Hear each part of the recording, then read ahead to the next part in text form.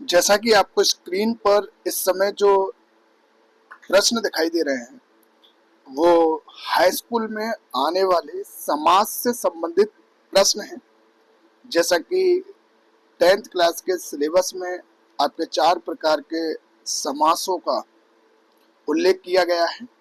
उन 4 समासों में एक द्विगु समास, द्वंद्व समास, कर्मधारय समास और एक है बहुव्रीहि समास। ये चारों समास आपके सिलेबस से संबंधित है, तो उन्हीं 4 समास से संबंधित कुछ प्रश्न जो हैं आपकी स्क्रीन पर दिखाई दे रहे हैं और इन प्रश्नों के हम सही सही उत्तर आपको बताते जाएंगे। जैसा कि पहला जो प्रश्न है, कौन सा समास समाहार का बोध कराता है? कौन सा समास समाहार का बोध कराता है? तो इसका जो सही आंसर है सी, द्विगु समास। सेकंड क्वेश्चन है, 4 मासों का समाहार में समास है। जैसा कि आपको पता है कि समास में 2 पद होते हैं, पहला पद और एक होता है दूसरा पद। तो पहला पद जो संख्यावाचक होता है वो होता है द्विगु समास। कौन सा? द्विगु समास। सही आंसर है ए। तीसरा क्वेश्चन है, शक्ति अशक्ति का समस्त पद है। तो इसमें समास नहीं पूछा है, इसमें ये पूछा है शक्ति या अशक्ति का समस्त पद है। तो आपका जो आंसर है वो है डी, सत्य शक्ति। इसके बाद नेक्स्ट क्वेश्चन जो है वो है माता पिता में समास है। जैसा कि आपको पता है कि जिन 2 पदों के बीच में योजक चिन्ह जो होता है, योजक चिन्ह जो आपको दिखाई दे रहा होगा, माता और पिता के बीच में जो योजक चिन्ह है, वो योजक चिन्ह की पहचान जो होती है वो होती है द्वंद्व समास। कौन सा? द्वंद्व समास, जिसमें दोनों पद प्रधान होते हैं। नेक्स्ट क्वेश्चन है, नवरात्रियों का समूह। इसमें नवरात्रि यानी कि आपको संख्यावाचक शब्द आपको दिखाई दे गया, तो इसमें जो समास होगा वो कौन सा होगा? द्विगु समास। Answer A. And next question है, अन्न जल में समास है। जैसा कि मैंने बताया कि द्वंद्व समास जो होता है उसमें दोनों पद जो होते हैं बिल्कुल अलग अलग होते हैं। इसमें योजक चिन्ह नहीं है, लेकिन दोनों पद क्या है? अलग अलग है। अन्न अलग होता है, जल अलग होता है। तो इसका सही आंसर है ए, द्वंद्व समास।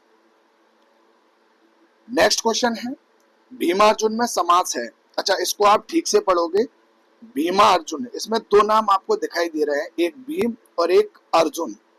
अर्जुन यानी कि आपको जो दिखाई दे रहा है, तो भीम अर्जुन में समास है। तो 2 नाम है, दोनों अलग अलग हैं, तो दोनों अलग अलग जब पद होते हैं द्वंद्व समास। फूल और पत्ते समस्त पद हैं। फूल और पत्ते का समस्त पद है, तो आपको पता है फूल का फूल ही होता है और पत्ते का मतलब होता है पत्र। आंसर है इसका सी सही। नेक्स्ट क्वेश्चन है, सेवा और शुश्रूषा में समास है। सेवा और शुश्रूषा में समास है। तो ये जो समास दिया हुआ है ये समास है आपका द्वंद्व समास। कौन सा है? द्वंद्व समास।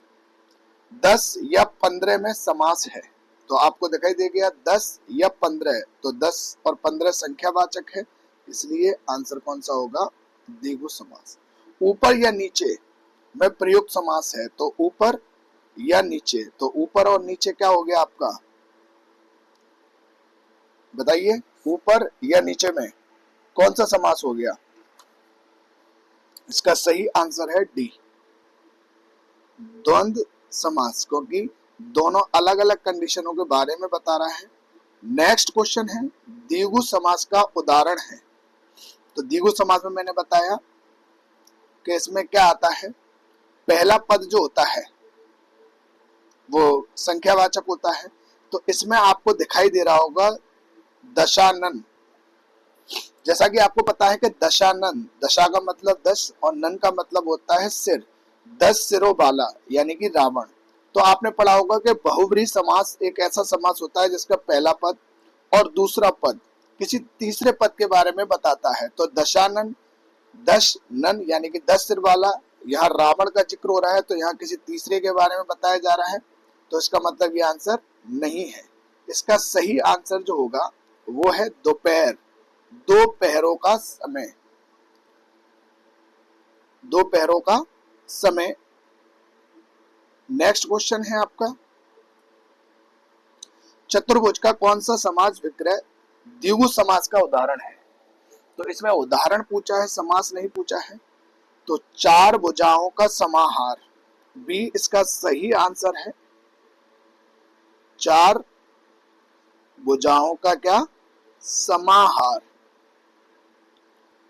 एंड नेक्स्ट क्वेश्चन है, उत्तर प्रदान, उत्तर पद प्रदान और पूर्व पद संख्यावाचक। तो संख्यावाचक मैंने अभी बताया था आपको, द्विगु समास।